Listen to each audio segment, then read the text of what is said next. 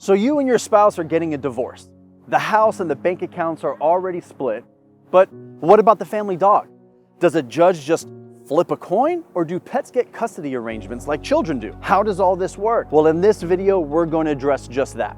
We will go over the old law compared to the new law, explain how judges decide care of the pet, explain the difference between if you're married or not when it comes to your animal, as well as protecting your pet during a domestic violence case. Hi, I'm Sina Mohajer with Mohajer Law Firm. We specialize in family law, estate planning, criminal defense, and personal injuries. In these videos, I like to take complex issues and try to simplify it in order for you to understand your rights and be able to make an informed decision about your case. So if the contents of this video is helpful to you, hit that like button and don't forget to subscribe so you're always informed of any new videos being posted. Without further ado, welcome to our mini-series called A Walk in the Park.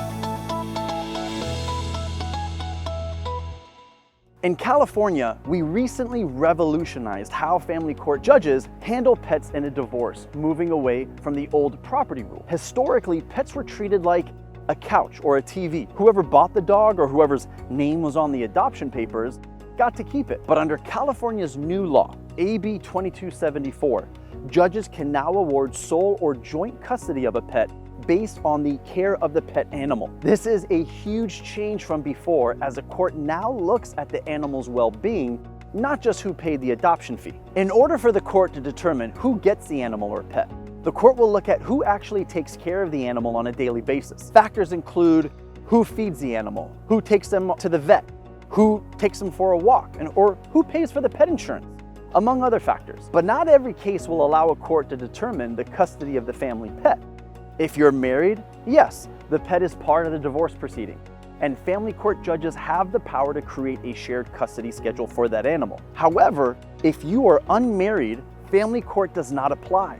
You are now dealing with civil law, and unfortunately, pets are still largely treated as property there. However, if there was a clear written agreement between you and your ex about this pet, then civil courts can still enforce that agreement. Now, when it comes to domestic violence, abusers often use the pets to control or threaten their victim.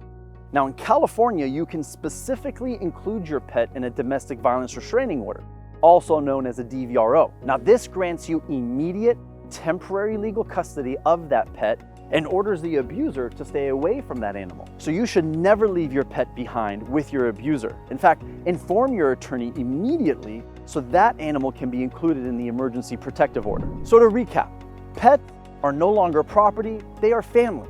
If you're going through a divorce in California, you now have the legal right to fight for custody of that animal based on who actually cares for them. So if you find yourself in a similar situation or have questions about your case, I welcome you to contact us and schedule a consultation. I would be happy to sit with you one-on-one and explore what remedies are available to you and the best strategy to take. And as I stated in the beginning of this video, if the contents here were helpful to you, hit that like button and don't forget to subscribe so you're always informed of any new videos being posted.